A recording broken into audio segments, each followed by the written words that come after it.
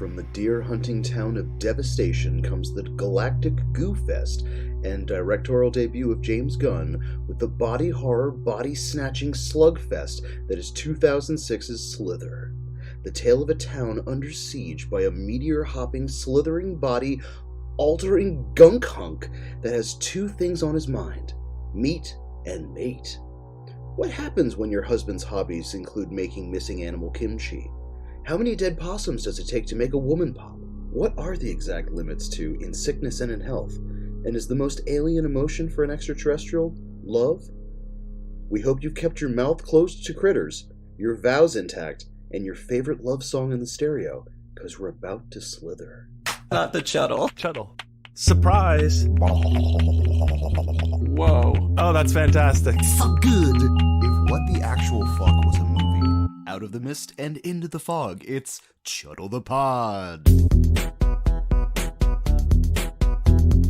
Look out, look out, look out, look out! The Chuddlemen are in the house! What's up? It's the Horror Movie Club, Chuddle the Pod. It's your friend Sam here with my boys, Ross and Brian. Shout out. What's up, fellas? Hey. We keep it spoiler free up top and let you know when the spoiler's about to drop. We also don't let Brian talk. This week, we are covering a patron-suggested movie, the 2006 Goo Fest Slither. Wait. We're not talking about the 1973 film starring James Caan and Peter Boyle? No. I said I watched the wrong Slither. Well, perfect. All right, I'll shut up again. Is that a real Slither? Yes. Yeah. Yes.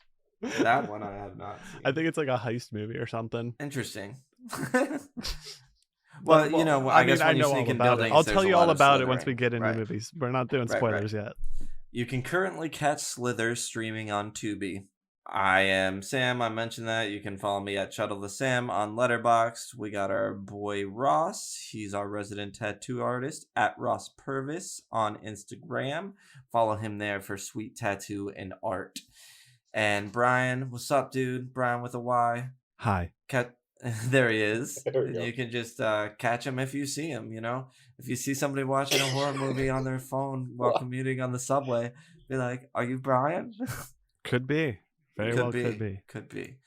But before we get into it, I have sworn a blood oath to tell you to join our Discord and our Patreon. It exists. It's got good stuff. We do exclusives. We're going to be doing Grandma's Boy. We got bonus stuff. You get a witch name. And speaking of witches, shout out to our Coven of Witches. We got Travis Maxwell Boom, the Witch Doctor of Doom. Paul Litch, the Ditch Witch. The Horror Bandwagon, the Witchy Wish Dragon. Trevor, the Witch Master of Pleasure. Ricky Prejean, the Witchy Cajun. And Alex, the Witch Plalix. Your sacrifice gives us life, and we thank your beautiful souls. Oh, we thank your souls. Oh, that's a good one. Good job. Thanks. Good. All right, movies are made by people usually, and the people that made this movie are. Thank you. Well, it was written and directed by James Gunn. We know him. Does the Guardians of the Galaxy movies. Started in Trauma, which I didn't realize. He wrote Tromeo and Juliet and like just worked on a bunch of Trauma movies. A ton of them. Oh God, that makes sense. Oh. Kind of a well, Lloyd Kaufman was in this movie. He is in this movie. And he's in it. Oh, he's in it. There was a scene, I think, at the police station. His line got cut. Oh, his line got cut. That's right. It. Okay, yeah. good. James Gunn also did the new Suicide Squad movie. When he got kicked off of Marvel briefly, he went and did the new Suicide Squad, which is awesome. It's like very Guardians, but with all the gore that you would want that you don't get. Right. Same thing with he's doing Peacemaker, right? The show was a spinoff, but he's the head of DCU now. Like I don't think anything's come out since he took that over, but he went back over there and is running that shit. So nothing of like his. I think there's been like DC movies, but it hasn't been under what. Yes, gun burn. Like under hasn't been under the gun on the helm. Under the gun, like that.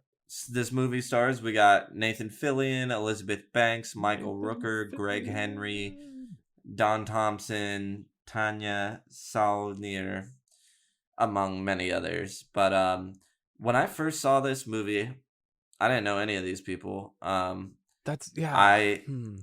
Rooker was like the standout for me, and it turned out I had seen him in things and didn't realize it. I hadn't seen a Henry Portrait of a Serial Killer yet, but like I didn't realize he was the guy in Mallrats who gets his hand. I would have known him immediately from Mallrats. Mm-hmm. Would you? At that point, yeah. I was a huge Mallrats person, so I would have been like, oh, it's the dude from Mallrats. At this point, when I seen it come out, he became the dude from Slither for me after this, because I saw this in theaters. Yeah, what point in Nathan Fillion's career was this, though? Do you know where that slips early? In? Okay. No, I mean, we can see where you're thinking like Firefly. I'll tell you where I have a quick Michael Rooker story that does not involve me, but involves my wife. She was at, I believe, Firefly. Dragon Con one year, and he was walking from one location to the other and made some sort of comment to her about the pants she was wearing. Yes, he does that. He was on an elevator with my wife and made comments to her about her looks at MegaCon. There you go. So, Ross, when did Michael Rooker make a comment about your wife? I haven't had the pleasure yet. Okay. You'll get it if you're around him with your wife. Don't worry. Okay. I wasn't there though, so I don't know. Honestly, it wasn't until because it's been a long time since I've seen Slither. I got it when it came out and I watched it a few times early on, but this movie's almost 20 years old now. Mm-hmm. But so it wasn't until this watch that I realized Nathan Fillion was our main guy. I had no idea that the voice of Dr. Carl was Rob Zombie. Oh yeah, that's fucking hilarious to me.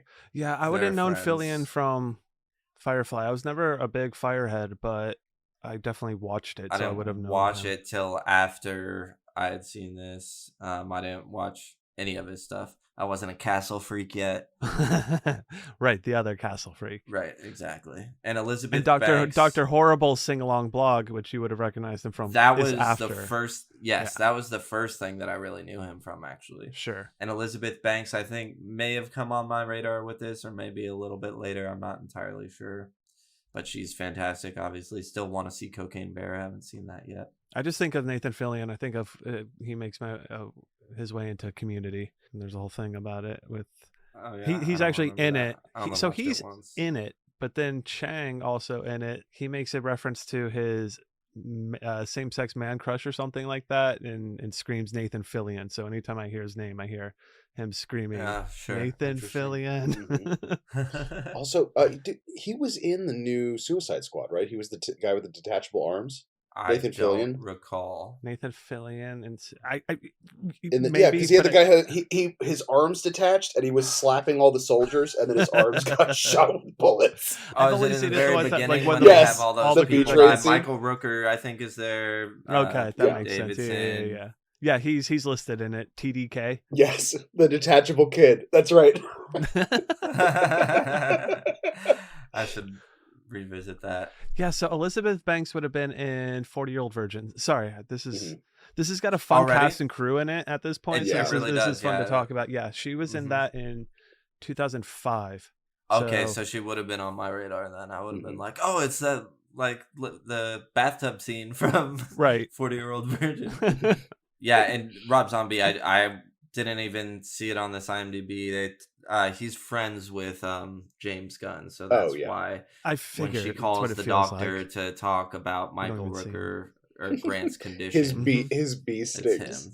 Yes. Grant. Exactly. Which happens. I know a Bradley. Yeah, happens to the best of us. Shout out. Shout out, Bradley.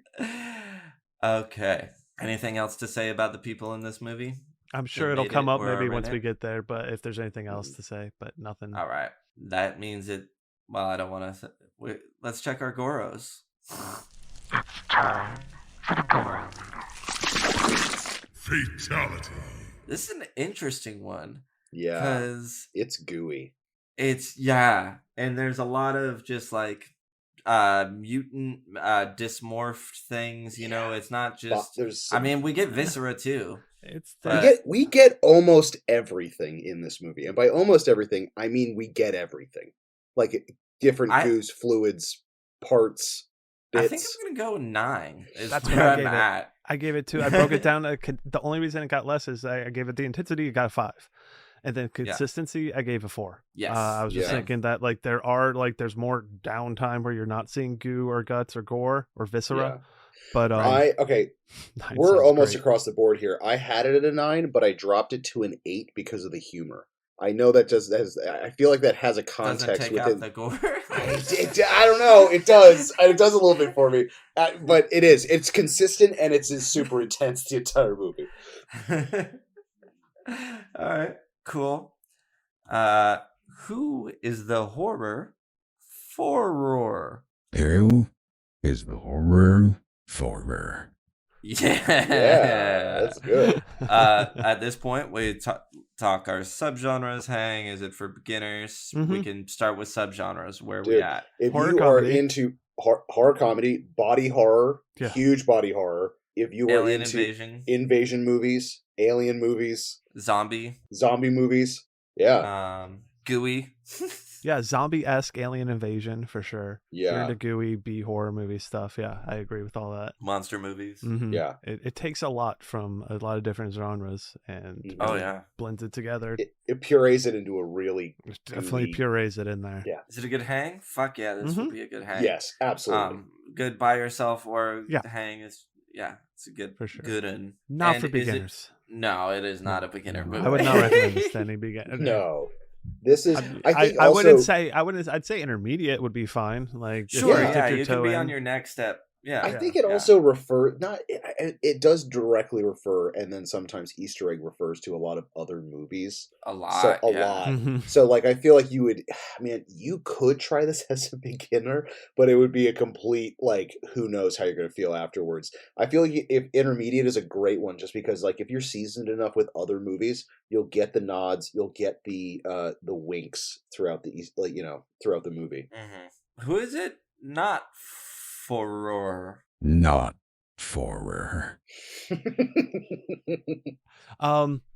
animal lovers. Yes. Yes. There's a dog copious death amount of animal death. And specifically carcasses too. You see so many carcasses. You don't see on-screen death, but you see. I will say, as someone who is a big dog death bothers me type of person, within the tone of the movie, it didn't bother me as much in this aspect. It was. I felt a little bit more, I don't know. Okay, I wasn't taken out by any of it type of stuff. Sure. Well, I think they played it safe. That's not the right choice of words. You see a lot of aftermath carnage. You don't actually see a lot of actual animals being killed. Shy of the there's a cow death. And then the aftermath stuff, it's not typically like you see the dog all happy and alive, and then you see that dog's carcass. A lot, right. And it's all played in a very fun way that doesn't make it okay, but makes it okay. You know what I mean? It works. Yeah. But and then there's definitely off-cam vomit and on-cam vomit with blood, and then if you want to count the goose spit. Yeah. Also, the reptile acid spit. Yeah. Yeah. There's definitely that. I think like if you do, I'd say there is. Man, it's not necessarily like full-fledged child death, but there are definitely like kids underage that get murked in this movie. Sure. Okay. Great. Who picked it? Why? History. Patreon suggested it. We picked it. I think maybe Brian was the first one to be like, I would do this. I'm not sure. Maybe because I said I hadn't seen it. Which of our patrons picked it? Do you remember? I think this might have been the Ditch Witch. I believe it was too. So, Shout out Ditch Witch. Wah. Thank you for the suggestion. I actually texted Brian. I was like, I'll take lead on this if you want, because I love this movie. It would have been on my list of potential movies we would do. I haven't seen it in a long time, but I saw it in theaters, got it on DVD when it came out, and that was 17 years ago. So, but what a cool thing is having the DVD. 2006 was like prime. We're gonna put content on a DVD, so I watched the director's commentary with James Gunn and Nathan Fillion for this, and there's like tons of bonus behind the scenes stuff that I watched too. So that was fun. Brian, you'd never seen it before. That's your history, right? Yeah, right. Yeah. Were you aware of it? Yeah, I mean, I've always known of its existence. It may have come out at a time when I feel like I wasn't really into goo stuff. So, for whatever reason, or I just didn't get the right impression of what it was, maybe. I don't know. But I just passed over me and I never went back to it. Oh, yeah. Fuck it. No. I actually just recently revisited this like 2 months ago with my wife had never seen this. So she was like, okay, let's go watch this. And then like I've had this is probably this is in rotation at least once or twice a year for me. Oh, that often. Wow. Yeah. It's just so over the top. It's great. It is. And my wife likes this one. I remember like showing it to her when we first started dating, being like, "Oh, I don't know, it's fucking like." you didn't know so what like dumb to think about. Like, oh, hey, like, I kind of like you. You want to come over and watch Slither? Like, oh, mine was let's go watch Devil's Rejects. Oh my god! Yes. Oh my god! I think one of the first. It was Trick or Treat, and then one of the first movies I watched with my wife was Bronson. Tom Hardy's one about the fucking Fisher solitary confinement. It's a great litmus test, though. Honestly, I mean, we're a bunch of horror nerds, so like that would be a really good one. Like, hey, listen, if you're in it for the long haul, I'm going to show you this when we first start dating, just so you know the kind of ecosystem you're going to be kind of getting into. Oh, I think it was that in 24. Sorry. Oh yeah. Speaking of what we're about to be getting into, buckle up. Spoiler zone. Quick rundown of the plot. A little recap. Alien thing crashes, takes over Grant, which is Michael Rooker. His takeover, he still is imbued with the feelings that Grant had, so he kind of loves Starla, who's Elizabeth Banks, but he's also like gonna take over the world, sending out his slugs and taking over everything. It's in my nature. So while he's doing that, Elizabeth Banks and Nathan Fillion are, trying to survive and fight these slugs that are taking over the town until there's a final showdown with Grant. That's the movie. That's the movie. Yeah. Behind the scenes. Well, I have a little page of notes here I took from watching all the fun DVD things. Ooh. The idea started with the James Gunn just had the concept of a worm entering someone's mouth and burrowing into their brains. And he thought that was really creepy and weird. And it started from that. Obviously, the whole tone and everything about it is from 1980s horror. He referenced The Fly, The Thing, Basket Case, Reanimator, Return of the Living Dead, early Sam Raimi, and Peter Jackson. And I think you can kind of get all that. Yeah. I forget what one of the signs was in town, but it was Kurt Russell's character from The Thing. Yes. And the mayor's last name shares the same name, whatever that is. McCready. Yeah. And every store in town's name is a reference to a horror movie. All the deputies and police officers' names are references to directors. Just about everything. Nothing is by chance. Awesome. The school is I have it somewhere in here, is Earl Bassett High School or whatever it is, which is a character in Tremors. One of the main characters in Tremors. Awesome. In the beginning, when Michael Starla's talking to another teacher and Grant walks up and pulls her away, that's James Gunn. He Hitchcocked himself. Yep. I loved it. So in the commentary, Fillion and James Gunn were talking about what a brilliant and serious actor Michael Rooker is for being such a goofball weirdo, and how while they were shooting, they came out. They all went out to like sushi, and they came out of a restaurant and found Michael Rooker practicing kung fu in the parking lot by himself, and his glasses fell off and broke. That's just what he was up to, I guess. It's amazing. So you guys both said horror comedy, and it's funny. They talked a lot about how it's a horror movie that's funny, not a horror comedy, and I kind of see what they mean by that. I agree. Kind of reminds me of Barbarian in a way, even though Barbarian has a lot more going on underneath it. Just that it's funny, but it's not like a straight up horror comedy. But Fillion was asking Gunn, he was like trying to figure out what exactly they were making, and Gunn said, "We're making a funny movie, but we're not making a comedy. It's a fine line to walk, but you gotta trust me." That's kind of where it was left. The scene where Nathan Fillion and Elizabeth Banks are dancing to the band and Grant is like alien raping Brenda.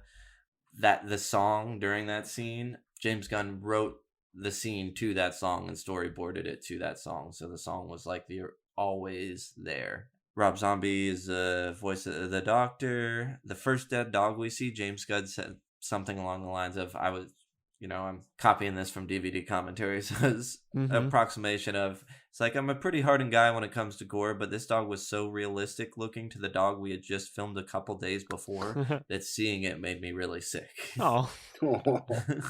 Lloyd Kaufman is an arrested vagrant at the police station. We do see him sitting there looking kind of like a drunk with handcuffs on. Yeah. He did have one line that got cut. The field slug rooker that whips the guy in half, that was almost entirely practical effects with like puppeteers around that they so awesome digitally removed afterwards. And that guy who gets split in half is a mix of practical and digital effects with the like splitting of his face, but then the real plop of the viscera. The Grant house monster at the end was for inspiration. They looked at sea creatures and a dermatology book of skin disease. And that was how they made that look. So gross. I think part of why it's so gooey. Yeah, it reminded me of have you guys ever seen Society, that 80s creature? Yeah, there's the whole fusing of bodies and just writhing. It just super Society. Well, don't worry, that'll be down the pike for you guys to enjoy. Excellent. Jenna Fisher's in this movie. She and James Gunn were married at the time, which I had no idea. They were married from 2000 to 2008. 300 gallons of methyl cellulose slime was used during the making of Slither. Good. That's a good gallon count.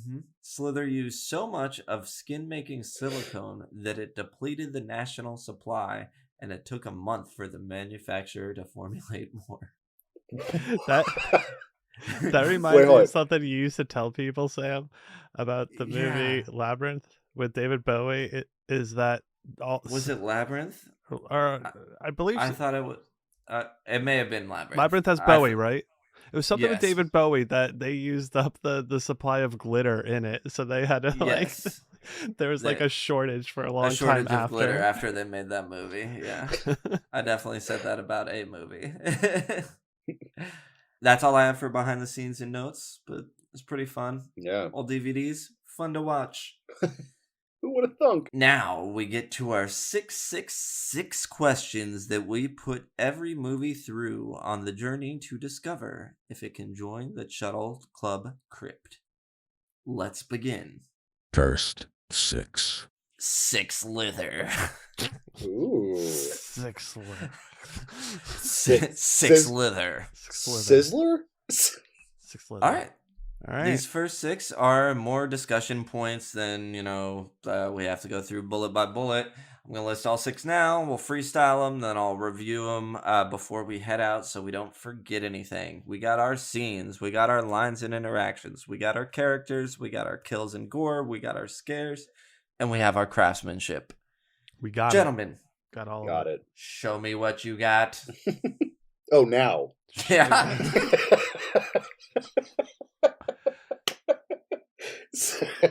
Oh my god. God, there's so many good scenes in this fucking god. Okay, well, the one that kind of just my favorite. Yeah, go ahead. The hand-to-hand combat with a zombie deer is on my top 5 of things I love seeing, and every time it's James weird. Gunn would love to hear that because he hates that scene more than any scene in the movie, and thinks it like just turned out like shit, and they were rushing it. Well, see, but I think that's the allure of it, because like it doesn't. I mean, it works in the ecosystem, but it's very like just all over the place. I like the outside scene where he's getting bucked across the police station, and she's just looking outside, going like, "What the fuck?" And runs in. Apparently, originally he was supposed to fight 4 of them, and really get the shit beat out of him. But they had to cut down to that. My favorite scene is the Brenda pregnant balloon scene when they find her in the barn. It's pretty good. Would you mind handing me a little bit of that possum over there? Yeah, it's like. I'm so fucking hungry. First thing she says, something's wrong with me. Something's wrong with me. Well, because it's just like so funny. Oh my god! Because like you see her eating the roadkill and the dead animals and stuff like that, and I like that there wasn't a. It's just like this head in the middle of a big like. It looks like a balloon. tick. It looks like a blown up, bloated tick. So you have like this tiny ass head. You kind of have like where her hands are, because we're at that point her skin's so bloated that she has like these little like stubby hand things. But then it's just this is like the Cronenberg version of Violet, You're Turning Violet, Violet. Like if Willy Wonka was just full of eels.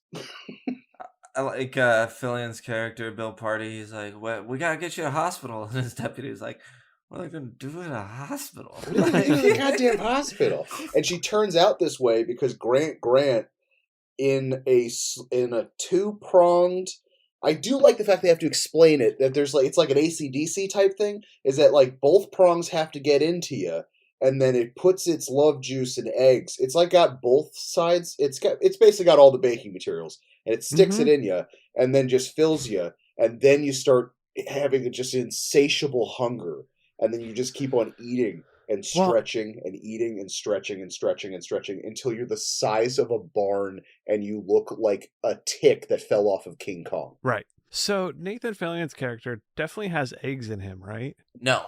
Because you need or he just has sperm in him. Then see, well, he's got something in him because you definitely get that. He's got something in him. Like squeeze. I thought those looked like. Okay, so he's got something, but it's not like he's gonna turn. Oh, it's not like it's not because you need him fertilized. No, I understand that, but Brian, there's something was definitely pumped into him at the end. Oh yeah, absolutely. He probably has a few liters of Grant juice in him. Grant. I heard after they filmed this, he had to go to the hospital and they pumped it out of his stomach.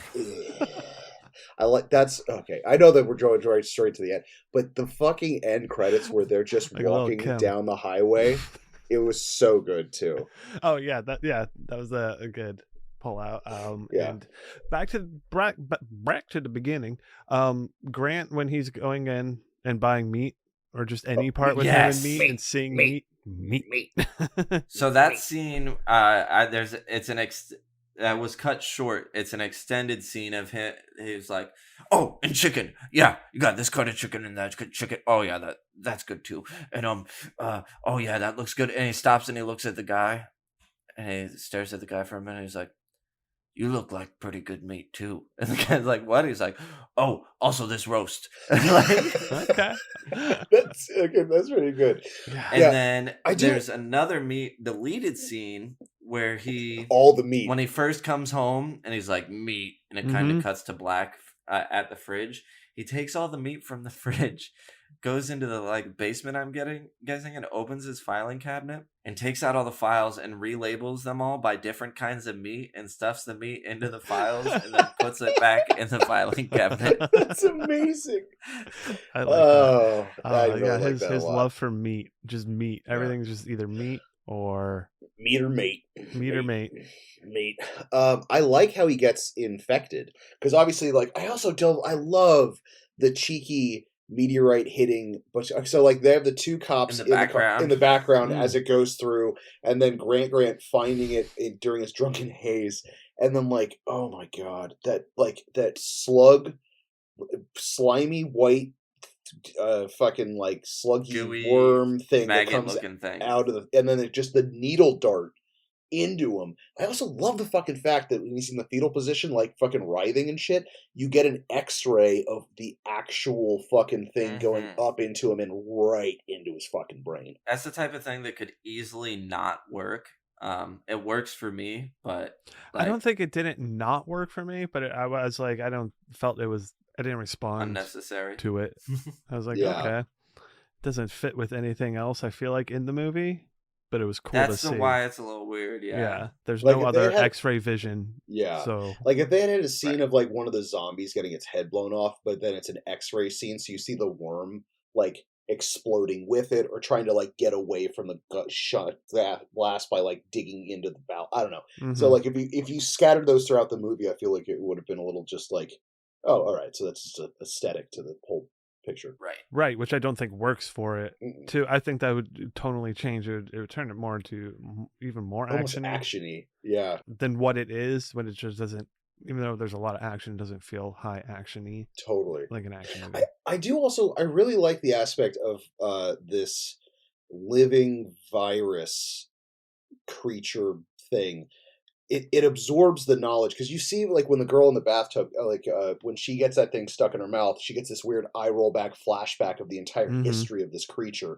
I like the fact that it absorbs all these other critters and stuff, but it's the first human that it's ever absorbed, so it doesn't realize like complex emotions.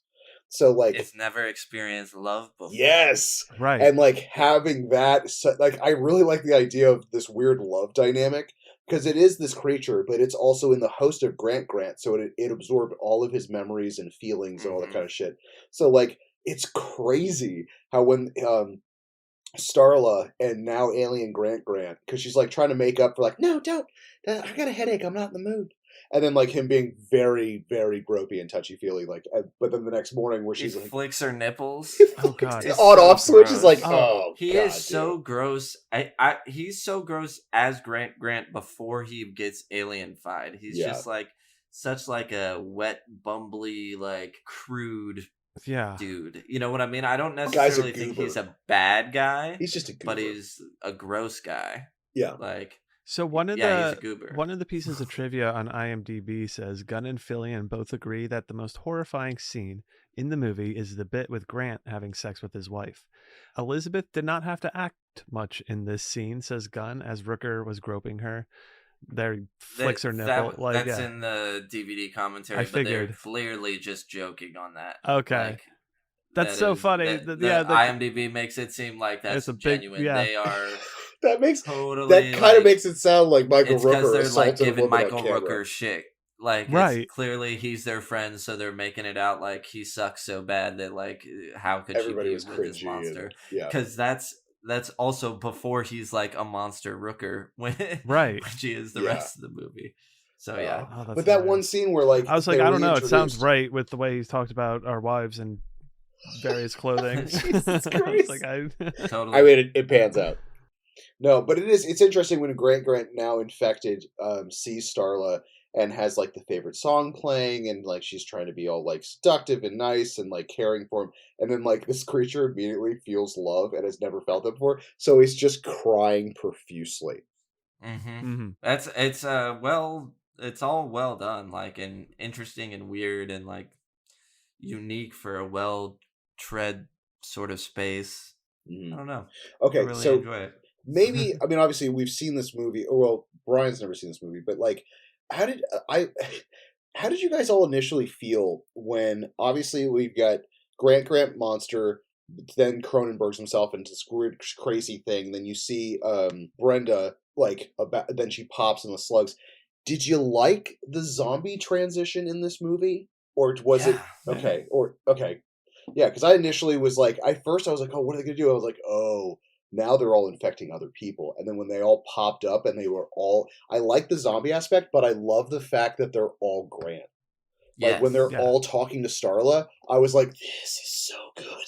Because part of me was like almost a little disappointed if it was going to be like mindless zombies. I like the fact that they're all Grant and they're all talking through him. Yeah, the hive mind is fantastic. That. They're all just like moaning Starla and like trying to I love when the fucking dopey cops first get up and when we first see the acid spit and it gets on the lady's neck and starts like boiling up and oozing and bubbling. It's so goo to this. So good. There is so much goo in this Street right there. Dude. This movie was made on Gunk Street, shot on Gunk Street. I mean, you could in the olden times, the goo would have been used to blister people and like mess with their humors. You know, take it back, give them some old school content.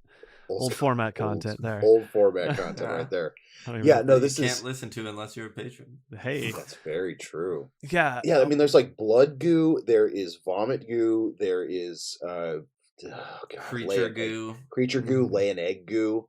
I mean, yeah, even that, dude. I think all the humors are pretty much touched on, with the exception of poo goo.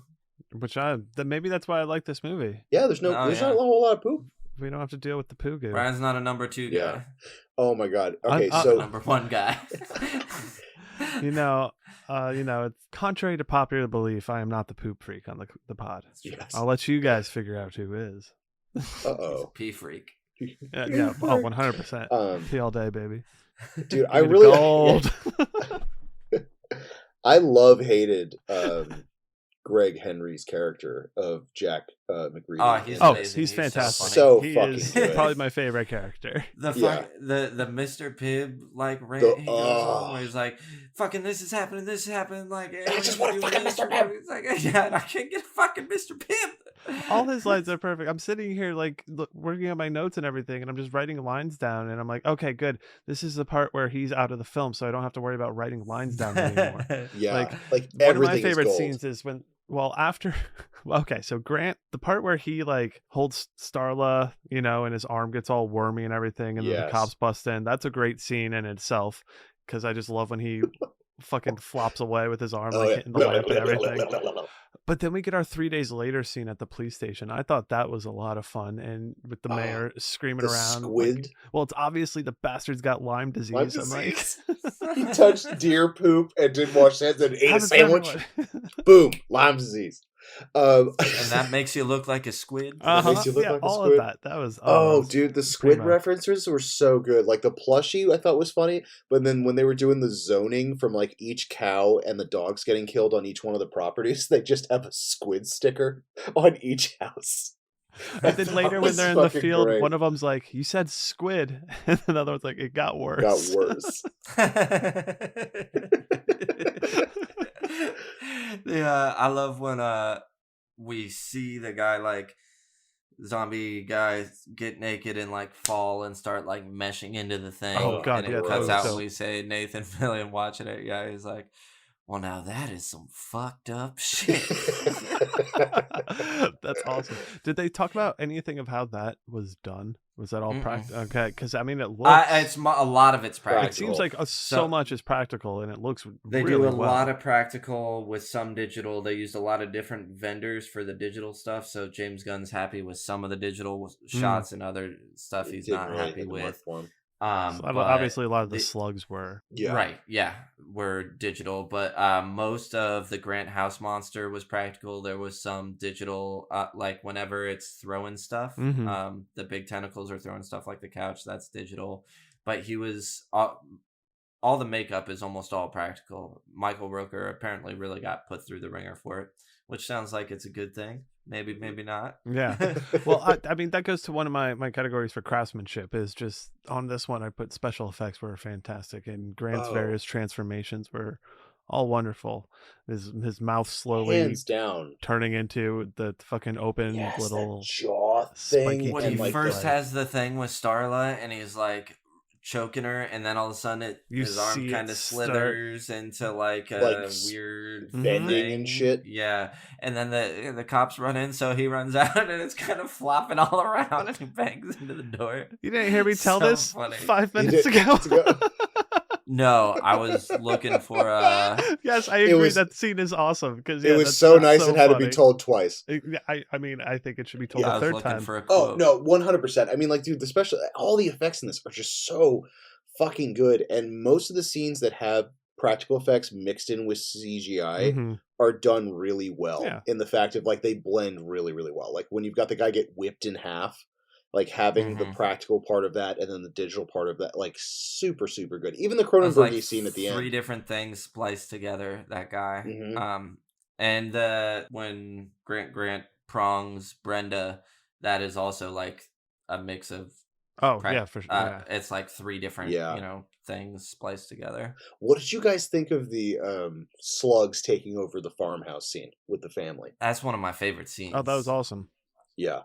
I love that. I love that whole. Oh my God! Because if part of me was like, "Oh man, they're not going to murk the little girls," and then I was like, "Oh, they totally murked the little girls."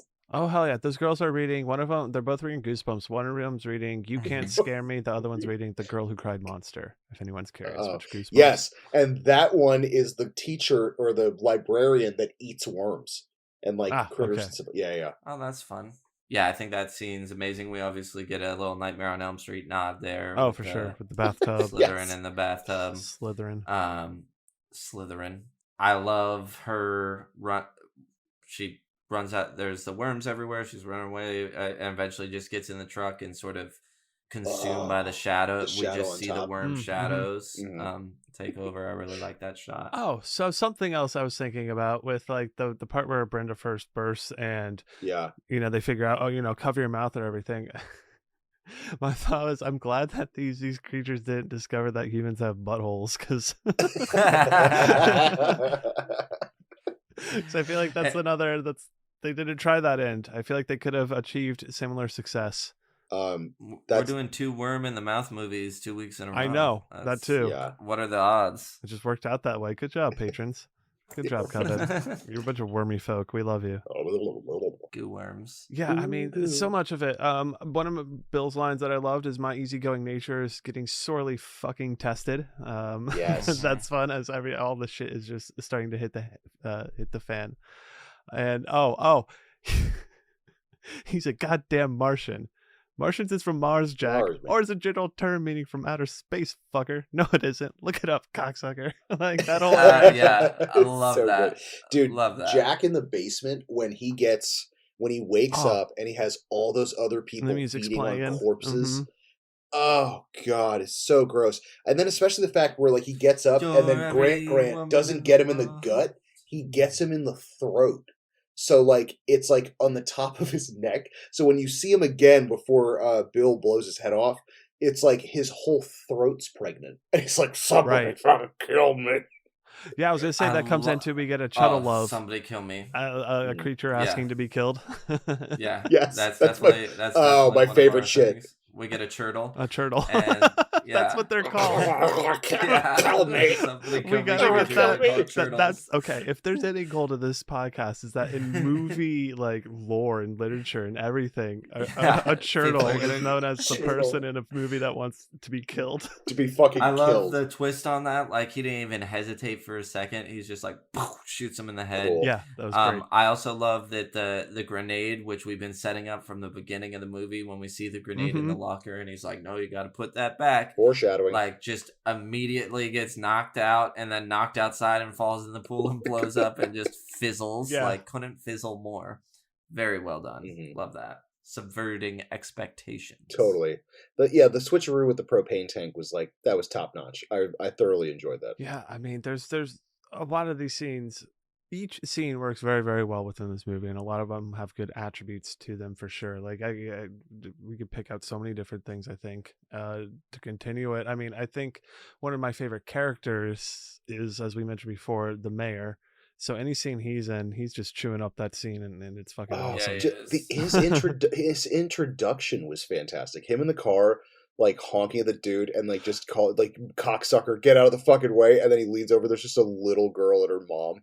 Morning, Mayor. I like how he always has he big grandiose moments of just screaming his mind's thought and then having a quick little aside.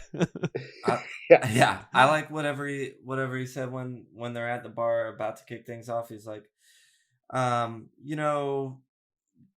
what the fuck is it? He's like, God said that we should fuck. God did say we should fuck. Quote. Hell yeah.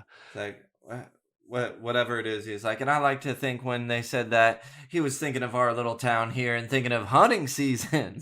Oh, okay. During the whole hunting. Yeah. And then, I mean, write it down. Grant's great. Michael Rooker's character is fantastic, especially when he tries to talk when he's towards the end. It just, yes. Just mumbly.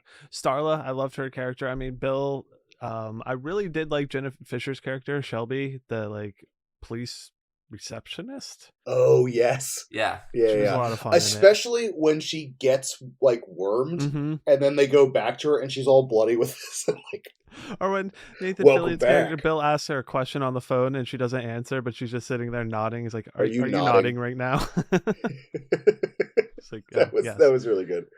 I love that the people, whenever the Grant's defeated whatever it is that's controlling everything, all the sort of satellite zombies are just dead now. It's not like we see worms like pop out of them or they cough up worms and they're all like waking up like, oh, what's been going on? Oh no, it's like, the whole town's dead. Yeah. Right, I read somewhere or something that it's effective. It's essentially the worms kill you, so you die, and then they take over your dead body. So there's no coming back from it, basically. Especially what happens with Grant too. Is Grant is always supposed to have been like initially died, and everything after that point is just his personality imprinted upon this.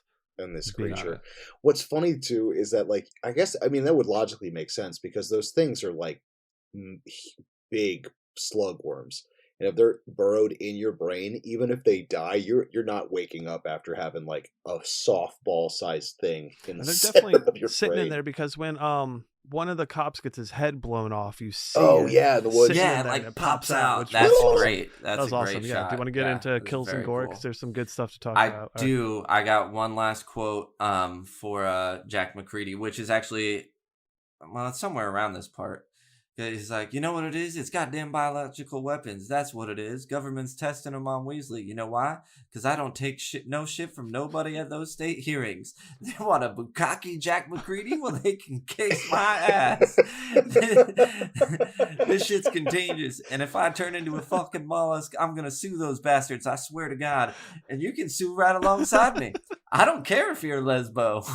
Oh my God. It's so wild. It's fantastic. Yeah, it's insane. So over the top in a perfect way. Yeah. This is kind of like, in all the best ways, that what James Wan didn't achieve with Malignant, especially in your vision of taking like a B movie and making it with a bigger budget and elevating it. Absolutely. This succeeded in all aspects, I think. In every 100%. Couldn't agree more. So yeah, when Ross kind of mentioned it before, when Homeboy gets sliced up the front is awesome. So there's a scene that they're in a field trying to confront Grant's character. He's like more worm slug thing at this point now, but he's still mobile, which again you said was practical. I read that there's like people like that got edited out of the film. There's a team of puppeteers like doing stuff for that whole thing. In the house scene at the end. So yeah, like the tentacle that wraps around Elizabeth Banks in the end is done by like 3 different puppeteers. That's awesome. Wow. That's why it all looks so good. Well, in that scene too, like Starla's sitting there trying, like, you're just real sick, honey. Just come with us and just kind of put that cow down. Yeah, and then he fucking whips that dude, and it's a classic, and it's one of the funnest things to see in any kind of film with a lot of blood and violence, where someone gets sliced and you see just a little sliver slowly start opening as they're like, what the fuck just happening? And then they drop out. We get the full fillet open. I love the fact that he didn't cut all the way through him, and it's like almost to the, like, he hit the spinal column and like nicked it and went, okay, that's it. Turned him into a book. Yes. Yes, exactly. It's like a fine fillet, and then he's gonna cut it and just like edge it right at the skin. Right? The spine is the book spine. It works perfectly. Chop him up like some sushi. Take a look. He's in a book. He is a book. He is a book. Slither Rainbow. I don't know how, we've already talked about it, but the Brenda pregnant balloon thing is amazing. Human tick is so fucking gross. So because that all was so real. Not prepared for that. You can, it looks. She put on, like, she just wore makeup and then walked into this giant thing and stuck her head through, and they had all sorts of like stuff inside it to make it seem more real. Like air guns and wires and all sorts of shit. I would like to see them film a version. Missy Elliott when she did the big old suit. Make the Missy Elliott video with the fucking, I don't know, big. Something's wrong. Something's wrong with me. Beep beep. Who's got the keys to my Jeep? I remember that so from either funny. trailers or something like that. That has always stuck out to me. So it wasn't surprising when I saw it, but it was still just as good seeing it. It was wonderful. It just works when so she well. starts scooting forward too is so like, it's really good gore. It is a dog, not the black dog that we see, like, basically the head. Splayed. The head. One. Yeah. Oh yes, I thought about the head in the field. He goes, "Could you put that back down?" Like, this guy's head's all the way over here. It's a fucking German Shepherd's head, and you're like, Jesus Christ. it's so bad. It's so good too. Right. The slug, when the slug gets fried with the hair iron, the curling iron, that was awesome. The ooze that comes out of it. Yeah, that was some good goo right there. Some top level goo. Yeah. Top goo. Totally. I did like Zombie Family when they're around the truck, and then Billy shows up, and they kind of like the Constructor goes, "Just poison oak," and then the two little girls in unison are like, "We're itchy." It's so we're humans. Yes, humans, sir. Yeah, I can't think of any scares. I mean, I guess there are scares. The one biggest scare I felt was when Bill's in the abandoned police station, or at first before he gets attacked by the deer is a little tense, and you get a little bit of a jump scare there. But otherwise, I think the invasion of that farm scene is pretty like. I don't know if it's like scary or creepy or a little more tense than any point. Yeah, really, but you don't get too much of that for sure. I do like when Starla shoves like the signpost into the dude's neck, the cop's neck. Screaming. That was awesome. And like shoves it in and then like, kicks his head or something, and then it pans over to Nathan Fillion and I don't know the girl from the farmhouse, and they're both looking at her like eyes wide open. Hell yeah, I love that shit. What does the mayor say? He goes, "Oh, that's what hardcore." Yeah, that's like it's something. Bitch is hardcore. Bitch is hardcore. It says. That reaction shot was unexpected. They were filming that scene and they saw them basically doing that, and they were like, "Oh, we gotta get that." Yeah, exactly. Yeah. Oh, that's brilliant. Something. Oh God, random line interaction. I just remembered in the very beginning of the film when they're Wally, I think it is clocking the bird. It's like 27. Mm-hmm. I thought it was going to be something different. Normally I could figure that out. I thought it was going to be closer to 31. Maybe 32. So he's like, that is remarkable. I'm just going to go back to sleeping now. I don't know, something on my like Zoom all of a sudden. Yeah, your Zoom just went like thing when I did that. No, it did it when I did it. It's got fucking Zoom powers. More people getting killed. I mean, did you see the scene? Remember the part? I think it's when they're Fuck, I wish I remember. When they're going to find Grant towards the endish, there's a part kind of in the background where there's just one person that's getting like this bukkake scene of like goose shot all over him. Oh, they're all spitting on him. And it's just that like he's just so screaming. Gross. There's like just 4 or 5 people around this dude that's on his knees, and they're just shooting their goo onto him. I will like this is like once it starts, it's nonstop goo in so many different forms. Mm-hmm. Yeah, and it does kind of start slow, like for where it goes. The first 20 minutes or whatever it is, your regular setup of a movie is kind of sort of a small town with it's kind of funny, you know, with the I would have thought 32 maybe even, but it's very understated, and then really ramps overboard. Up on it. And I do, because like I like the fact that Grant doesn't automatically transform into Slither absorb everything daddy. He's basically Grant and then slowly starts kind of getting weirder, because like at a certain point, like the 2 tentacle things coming out of his sternum was like, okay, that's gross, and then you're like, okay, that's gross, and then like every 10 minutes you're like, oh, that's fucking gross. Like I like the fact that it's a goo pyramid. They Akira'd him. Yes. Yes. Very good analogy. Tetsuo. Akira! Kaneda! Akira. Oh yeah, all Akira. Of it. Yeah, no, it's just Kaneda and Tetsuo. Yeah, Akira's not in the movie. For like 3 minutes. Yeah, they yelling each other's names. That'll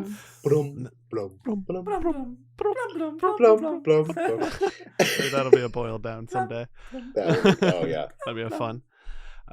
Yeah, I mean, I don't have much more besides, again, the mayor getting tubed in the throat, then going to eat the meat, as we talked about, and then getting then churtling. Just all the little heads and different people absorbed into Grant's body. And then final form Grant is the way they're all kind of like moaning in unison is like Elizabeth Banks is coming closer is so disgusting. Gross. Yeah, I mean, my biggest note at the bottom of that, it was just like society ending. is, and in a good way, because that movie Society is just fucking so gross on so many different levels. But then seeing that, I was like, this is good. Like, this is a nice, acceptable level of what a bunch of human bodies merging into each other would look like. Got anything to say about the craftsmanship? Top notch, special dude. effects, yeah. Top notch on the special effects, dude. That's what Special really effects sells are it. great. Well, and Shot then well. acting is the dialogue's great. Yeah, cast well. If I had to pick a favorite character, or any more scenes before we wrap this up, any more scenes to talk about, lines to talk about, characters. For me, I just want to say I fucking love the mayor. The mayor is the best. Kills or gore, scares, craftsmanship. Yeah, and we are missing a bunch of the kills because there is so many kills in this movie. Just to let you know. Once it starts going off, yeah. All right. Well, with that, I think it's time to do break. Welcome back. Time for our next 6 questions. 6 again. Part 2. Slither, part goo. Okay. Would we survive? Okay. Ha. So I said this. I said if we're in this specific town in this scenario, no, because everyone else dies. So I don't think. Yeah. So. But if we're in a similar situation, I said maybe, but it was a caveat. One of us might go down before the other 2 learn what to do. So one of us might get like might get wormed. Might get wormed, and the other 2 be like, "Oh shit, cover our mouths and our buttholes." Cover your mouth. And we'll get out of there. And then someone else, one of us might get gooed as well before we learn about the goo thing. Oh, sure. Yeah. Down to one. So one of us one survive. of us. Yeah. So what you're saying is that technically, like, so we got like a 30-ish percent chance. 33.3333% forever chance. Yeah. I'm okay with that. Not bad. Especially for like a world dominating alien. That's all right. Yeah. Totally. Did anything pull you out of the movie? No, not really. No, I said not really. Me. The only thing that I would be go back to that weird the 3D the X-ray scene. X-ray scene would be the only thing that I felt didn't fit in, and I was kind of like, eh. But yeah, otherwise, I wasn't like it didn't hurt it for me though. Sure. What kind of tone or vibe did it have? So what it's funny, I wrote down and kind of what you mentioned about it not being a horror comedy, but I wrote comedic played straight. Yeah. So like. Everything is very serious in what's going on and how it's like going on in this town, but it is still comedic. Like, it's like a funny horror movie, but maybe some of the horror is played up for laughs. But like in horror comedies, the traditionally horror parts are the funny parts, and I feel like a lot of the funny stuff was just like in dialogue. You know, it wasn't. Because it wasn't the way that guy got split in half that was so funny. Right. It's that the characters treat the invasion and stuff more as like this kind of like nuisance upon the town. And it's like, like akin to something that wouldn't be as life ending and tragic. And it's just annoying. And that's how they are in the situations and kind of dumbfounded to it by it. Especially like the beginning of Grant. You know what I mean? Yeah. Like that alone, like they're so cavalier about it when it first starts happening. You know what I mean? And then like I find that's just that's the comedic aspect of it. I had written down that it was basically like B movie on high octane, as in like I was gonna say elevated B movie. Yeah, but still a B movie. Right. It's not like it's it's just trying to be like some well respect. Like it's not trying to elevate B movies to some respected thing. I don't think. No. Right. No, this is like one of the best B movies I've ever like you know what I mean? It's like, a celebration of an homage of sorts. Yeah. Is there anything about this movie that is unusual for the genre? I said not really. I said it just borrows from a lot of different subgenre, and that's what a lot of B movie can do sometimes. So I guess that it's like it's a blending. For me, I guess what would make it stand out different is the different, like the zombie level of it, the body horror level of it, the invasion version. Like I've seen like they're those own separate things, but all fused into one chimera. Grant, I thought was kind of like a little further out than the other invasion movies, or a little further out than the body horror movies. Sure, yeah, and like bringing it all together and making it all work. For me, if anything's unusual, the concept of this being that's like taken over worlds before experiencing love for the first time. I feel like I haven't really seen that before. That's kind of interesting. Alien with a But heart. other than that, it's all traditional tropes blended together in a great way. What is the message of the movie, if any? Is there any? Welcome to Earth. I didn't get one out of it. No message. I can't say there was one either. Yeah. It's just fun. Yeah. Have a good time. Mm-hmm. Was it a setting you're familiar with? Sort of small town? Really. I don't know, like small hunting town. I mean, I may have like visited or been through, stayed in one as a little vacation or something, but like that lifestyle is definitely not something I'm familiar with. Where hunting season is like a huge deal, you know? Yeah. Oh, sure. I would say a little bit. Like where I grew up in New Jersey, there was licensed deer hunting all the time in like the woods and stuff behind our property and stuff like that. Or just kind of just like the small-ish town vibe with lots of forests and stuff. I kind of got, I got a little bit of that. I'm a little accustomed to it. Yeah, I mean, I'd say I'm slightly familiar. I've been in small towns before. You don't have to, small towns. You don't have to be in a small town long enough to understand a small town vibe, and just like even within passing through and just the nature of it. Just very dismissive. Just a small town guy. Just small town Chuddle. That's what Brian is in a small town. He's a Chuddle. Yeah. I'm just screaming, kill me. Murder, kill me. Murder me. Sarcastic small Chuddle. Town.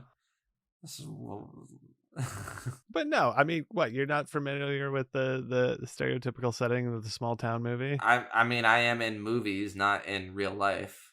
That's what I mean. You've never? Okay. Like, yeah. Never been to a small town? No, I have. But I don't know the culture of a small town. I've never like been in a small town where long enough to like. I know everybody knows me. I know everybody. Oh, sure. Like I get that. It's a one light town. It has a whole culture to it that I am just not accustomed to. Very true. Or know what it is. All right. 6 returns. 6 Slither, 6 Slitherier. Oh. There you go. Villain level, 1 to 10. I give it a 9. Yeah. I give it a 9. Yeah. I'd give it a 9 too. Yeah, it's a world destroyer. Very good. It's a world destroyer. And not only is the concept of it like very strong, but I think the design, character design, Grant, the whole thing is very. Oh yeah. It all works. A lot of times you get these grand world destroying things. The actual whatever the essence of it isn't that strong, but I definitely think it is in this case. Oh yeah, it's got a plan and everything, man. Because I mean, like you've got Grant alone is like a 6 or a 7 villain, but then when you add like pop balloon Brenda babies that just go all over the place, and it's like a worm infection, like that drops it, like that raises it right up to a 9. Spitting, worms, the whole zombie aspect. I almost want to give it a 10, but for some reason I'm not. It doesn't feel like Get it. a 9, motherfucker. Just because it doesn't feel like a 10 is right either. It's that's how I had with the Gorometer for me, where it's like the humor buffers it a little bit, where I'm like, okay, this is like, it's not a full 10 for me. It's a little lower than that.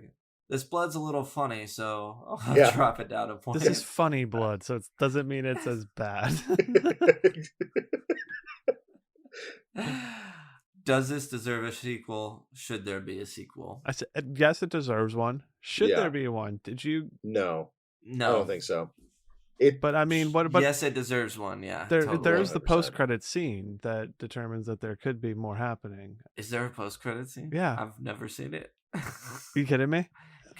No, this was like post credits being a thing. Okay, so there's a post credit scene where a cat wanders up to some brain like substance matter in the barn and gets a fucking worm spear shot into it. Oh shit! Yeah, I had no idea. Yeah, so because they never killed the original worm that was like squirreling around in the woods. Well, that thing, I don't know if that's like a one and done shooter. Like it doesn't shock me. It doesn't shock me that you could write but what the worm came out of was but that I didn't know there was a post credit shocks me.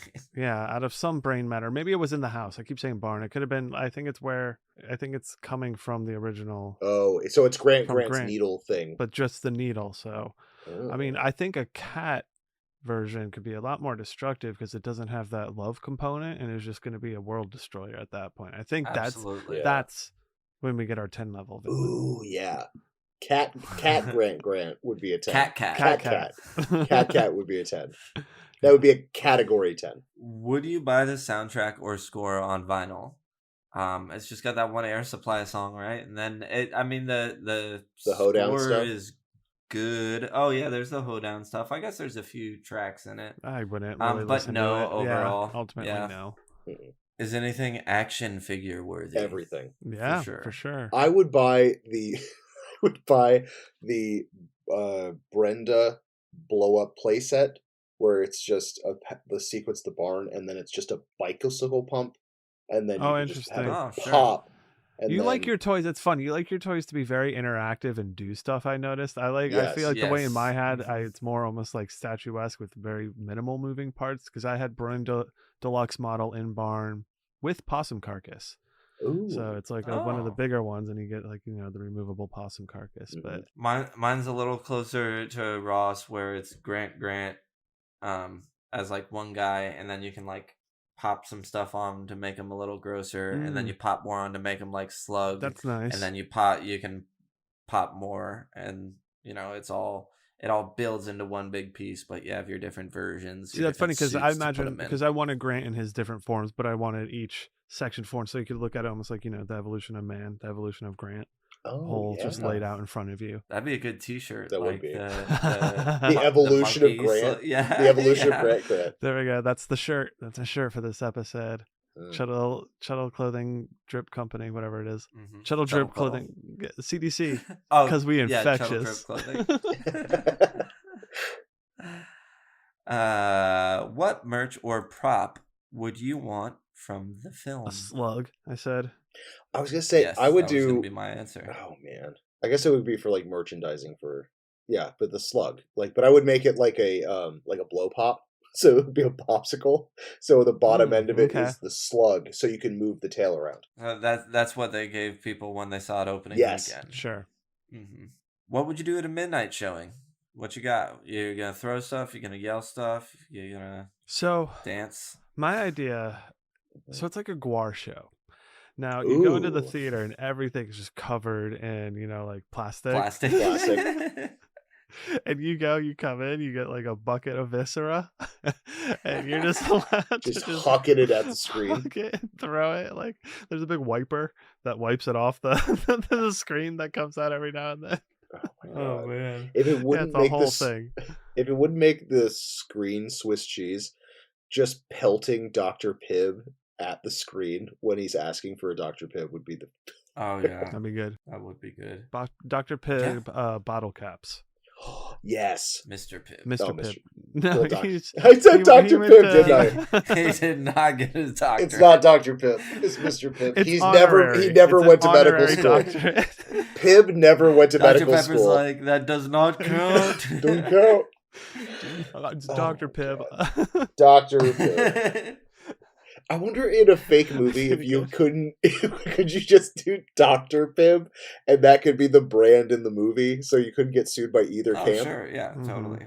Absolutely. Great, sounds fun. I don't really have one, so I'm ready to move on to our ratings. Let's pull out the chopping block. It's time for ratings. On this show, we like to use a rating scale of 0 to 5 fingers. We call it the Chuddle scale. You can do 1 finger per thing, 0 fingers, half a finger. Each finger is represented by engaging, sticky, t-shirtable, cockles, and rewatchable. You know it. And Brian, since you've never seen this before, I'd like to go ahead and throw it your way. Pass. Right, cool. What? Yeah, you didn't know we have passes, so I'm giving that for this one. I don't want to rate it. No, first, engaging. Yeah, very engaging. It hit a lot of goo levels, so that was a lot of fun. Kept me in there. Even there was the dog death, I was still fine with it, and so that gets a 1. Sticky. Mm-hmm. I mean, I know it's not what it means, but yes, this is a sticky movie. I will definitely remember a lot of things to this one. I think it has a lot of good, very memorable moments, and a lot of stuff are homages to other things. But I mean, the slug in the bathtub, like that's like the poster, like that. I think of that image when I think of this movie as well. Totally. T-shirtable. Yeah, I mean, we just came up with a fucking awesome T-shirt. That's a great T-shirt idea. And I do think, and it is something that I would represent on a T-shirt, so that gets a 1 as well. So that's 1 so far. Cockles, it was warm in my cockles, indeed. How could it not? It was full of fun, charm, all in the right ways. So that gets a 1. And rewatchable, yeah, I'd watch it again. It gets a 1. It gets 5. This is another 5 from the Bright Guy. This is God. This is good stuff for me. God. Oh my god. Oh my god. Oh god. Okay. Ross. Oh my god, Ross. Oh my god. Oh my god. Ross. So, engaging. Full finger for engaging. Full finger for sticky, full finger for t-shirtable, full finger for cockles, and God, I watch it at least twice a year for rewatchable. This is a 5. Like this is god. Like if I'm not gonna, well, I'll say it after. This is so on brand for a Chuddle movie that like 5 is the if I, you know what, I'm growing a second Grant hand. And then I'm gonna chop 2 more fingers off. I'm gonna give this 7 mutated things out of 5. Oh my god! All right, my turn. Engaging. Guys, I really don't like this one. I hated it. All right, no, full 1 for engaging. Here's where it gets tricky. You guys aren't gonna believe it. Is it sticky? Gets a 0.5. I'm well familiar with this movie for a long time, and there's just a lot of it that like I remembered, but I don't recall. It's not like when I didn't watch Revealer and go Slither when the worm jumps in her mouth and she pulls it out. Which I should have if it were sticky enough. Sure. So 0.5 there. Not certified. Nope. Next one, t-shirtable. Definitely t-shirtable. This movie's great. I'd rock it on a shirt. There's all different designs. Ours is going to be really good once it drops. Next one, cockles. Definitely love the cockles. Love what it does for the cockles. It works them. I would say it milks them. Oh, God. Damn it. A milking on Gun Street. Last, is it rewatchable? It's definitely fucking rewatchable. I don't do what Ross does and revisit it that often, but I would put it on for background. I've been wanting to rewatch it for a while. It's just a great movie. So are you saying that not a 5, but it is a 4.5. Are you saying with your cockles it's kind of like the Grant thing, where it kind of goes in and then does its thing? I'd never really thought of it that way. It's more like what the movie is Grant, and it goes into me. Oh, and then whether or not I'm into it is the thing. Mm-hmm. Okay, that's how it makes me feel. It makes me feel good. So 4.5, which is still great. Yeah. But not 5, so it does not get that certified Chuddle. But let's go ahead and get to our last 2 questions. I'm calling these questions Slither. One, as we always ask, does it make it into the Chuddle Club Crypt? Needs to have an average score of 4 or more to make it in, and it surely does because we all love it. 4.8, which is fantastic. Yeah. It couldn't get higher unless I also gave it a 5. And I feel like 4.5 is the right score in my heart because I do love it, but it's just not that, it's not perfect. And lastly, we got to ask a would you rather question related to the movie. So, do you want to get wormed and eventually, I guess, fall into Grant, or do you want to get impregnated and eventually burst into a bunch of worms? I would get wormed because in the logic, the second the worm goes in, it murders me. So I don't even have to really fuse into That's Grant. Very true. Yeah. I just die instead of having to get. Interesting. Brenda. That's a really good point. I don't want to get Brenda pregnant and then blow up. Mm-hmm. And you have to experience all that, the growth, and you know something's wrong with you. But you're still. But I'm so fucking hungry. Exactly. Yeah, I'm going to get wormed. I'll get wormed. Yeah. I'm going to get wormed too. But it was going to be for a different reason. Because I forgot it kills you right away. I was like, I just want to experience like being part of this bigger organism and then falling into this other thing. They seem to like it, so. But everyone seemed like they were having a great time. Yeah. All right. Well, I guess that was easy enough. So, with all that said, I think we chuddled the hell out of this one, boys. Make sure to rate, review, be a friend, tell a friend, and until next time. Something's wrong with me.